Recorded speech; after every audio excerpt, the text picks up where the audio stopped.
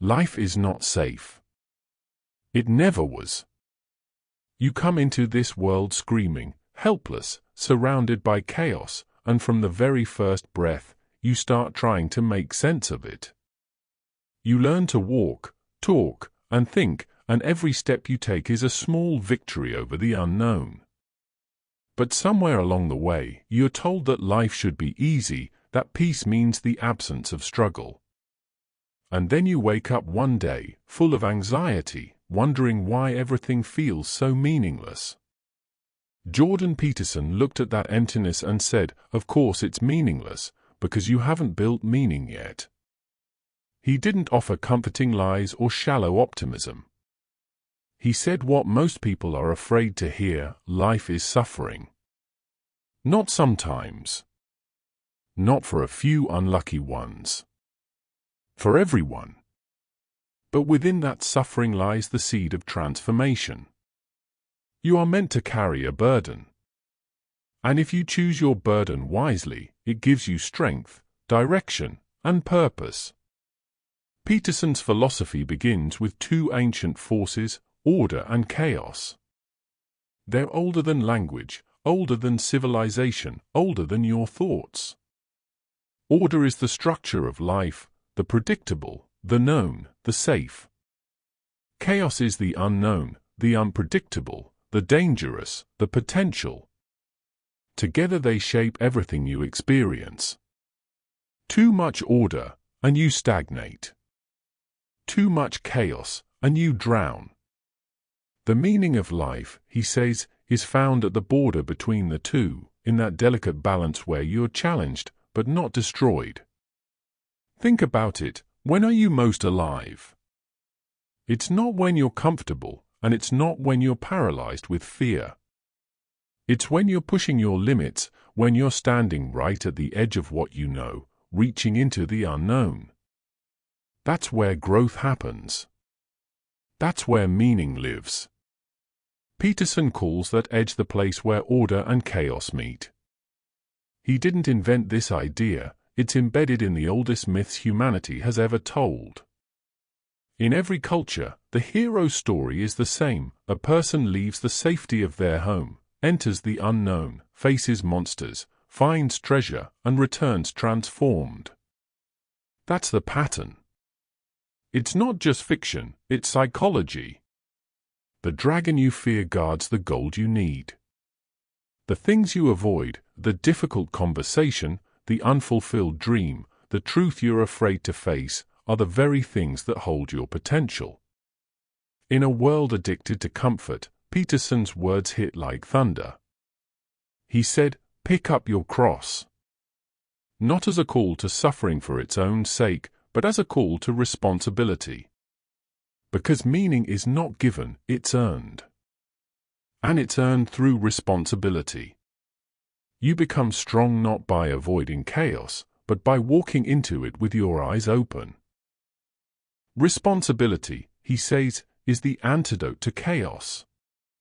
When you take responsibility for your life, truly take it, something powerful happens. You stop seeing yourself as a victim. You stop blaming others. You realize that while you can't control the world, you can control how you respond to it. That's where your freedom begins. Peterson often uses a simple phrase, "Clean your room." People mocked it, but they missed its power. It's not about cleaning a physical space, it's about confronting disorder, starting where you are. Your room reflects your mind, cluttered, chaotic, neglected. Cleaning it is a symbolic act, a declaration that you can bring order to chaos, that you can start small and expand outward. Before you criticize the world, he says, make sure your own house is in perfect order. That's not just advice. It's a philosophy of life. Because the truth is, the world is infinitely complex, too much for any one person to control. If you can't even set your own life in order, what makes you think you can fix the world? The journey toward meaning always starts within. Peterson connects this to an ancient truth: life is a battle between chaos and order that happens inside you. Every thought, every action, every choice is a balancing act. If you become too rigid, too focused on rules and control, you suffocate your spirit. But if you reject all structure, if you give into pure freedom without discipline, you dissolve into chaos. The wise person stands in between. Firm, yet flexible. Disciplined, yet open. He warns about the danger of nihilism, that creeping voice that says, nothing matters. Because when you believe nothing matters, anything becomes possible, even evil. When you abandon meaning, you leave space for darkness to take its place. Peterson studied history, psychology, and mythology, and saw what happens when people give up responsibility, when they stop believing in truth. Tyranny rises. Lies take root. People become tools of ideology instead of individuals with souls. That's why he emphasizes the individual above all. Not the group, not the collective, but you. Because only individuals can choose to be good. Only individuals can stand against tyranny.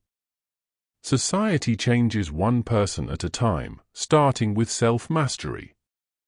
When you fix yourself, you ripple outwards, into your family, your friends, your work, your community. That's how real change begins. Peterson often talks about the hero's journey, not as fantasy, but as a map of existence. The hero faces chaos voluntarily, not because they want to suffer, but because they know there's no other way to grow. When you take on responsibility, when you face the dragon, you transform chaos into order. You bring light into darkness. And that's not metaphorical. Every time you confront something you're afraid of, whether it's speaking the truth, setting a boundary, or pursuing a dream, you integrate a little more strength into your soul. The world becomes less terrifying, because you become more capable. You can't get rid of chaos, but you can become the kind of person who can handle it. He says meaning is better than happiness. Because happiness is fleeting, it comes and goes with circumstance. But meaning sustains you. When life becomes unbearable, meaning keeps you standing. It's what allows you to say, even though I suffer, it's worth it. That's a profound shift, from asking, what do I want, to asking, what can I give? That's why Peterson's message resonates so deeply. It's not self-help fluff. It's ancient truth in modern form. Life is not supposed to be easy. It's supposed to be meaningful. And meaning only appears when you carry something heavy, when you shoulder responsibility willingly. He often reminds us that being human means walking a narrow path, too far toward chaos and you fall apart, too far toward order and you become a tyrant. The key is to keep walking that line, to dance between the known and the unknown. That's the eternal balance of existence. He also teaches that words matter, that speaking truth shapes reality.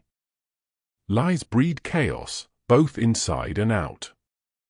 When you lie, even a little, you distort the fabric of your being.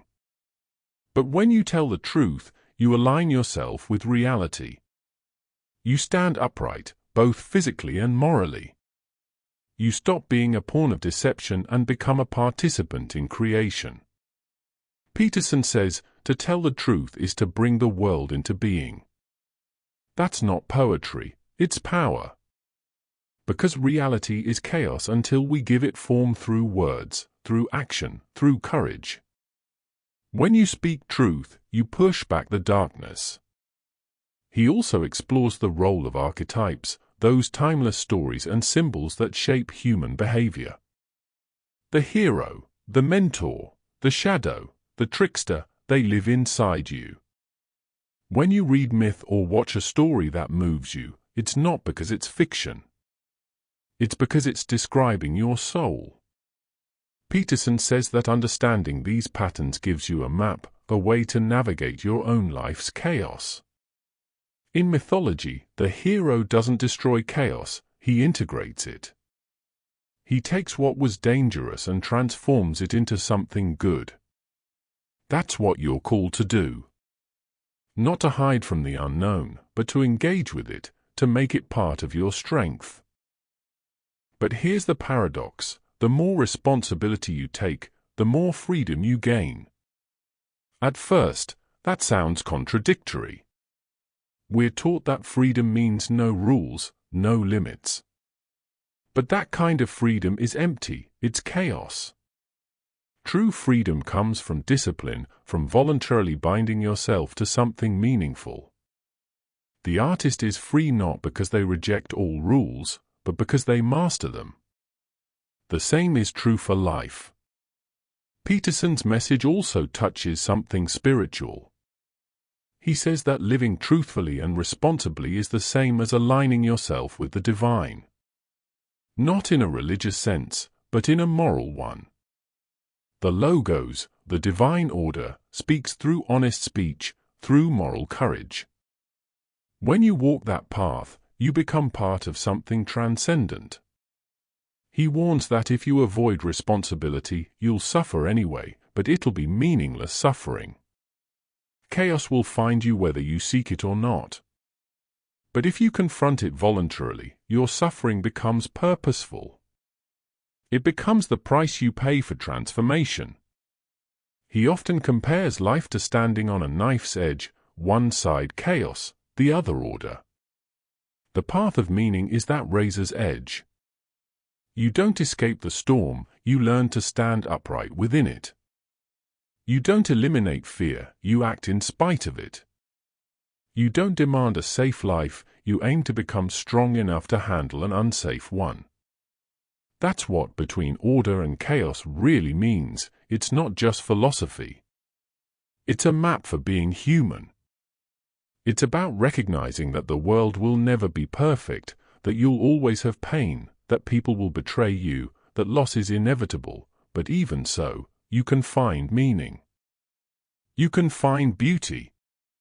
You can find love and strength and purpose, not by avoiding struggle, but by embracing it. Peterson reminds us that you have potential beyond comprehension. You're not some insignificant creature. You're part of the same mystery that created galaxies. But potential means nothing until you actualize it, until you aim at something higher, something that requires your full self. And that's the heart of his philosophy: aim up. Take responsibility. Speak the truth. Face the chaos. Create order. And do it voluntarily. Because when you do, life transforms. You stop being a victim and start being the hero of your own story. Meaning doesn't come from pleasure, it comes from struggle. But not all struggle is equal. The right kind of struggle, the kind that moves you toward your highest ideal, sanctifies your life. You become capable of carrying what once crushed you. You find peace, not because the world gets easier, but because you grow stronger. In that sense, Peterson's teachings are both psychological and spiritual. They bridge the gap between science and myth, reason and faith. He doesn't ask you to believe in something external, he asks you to awaken what's already inside. So ask yourself, where are you standing? Too deep in chaos, lost, anxious, directionless? Or too trapped in order, rigid, afraid to change? The goal is not to choose one over the other. The goal is to dance between them, to live dynamically, balancing creation and destruction, control and surrender, safety and adventure. Peterson once said, "The purpose of life is to find the largest burden you can bear and bear it." That's not about suffering for no reason. It's about finding something worth suffering for. Because when you do, your pain becomes a path, your chaos becomes creative, and your life becomes meaningful. At the end of the day, you don't need life to be easy, you need it to be worth it. The struggle you choose defines the person you become. Between order and chaos lies the only place a human being can truly live, the edge of meaning. And if you dare to stand there, eyes open, heart steady, you might just discover that the struggle itself was the dance all along.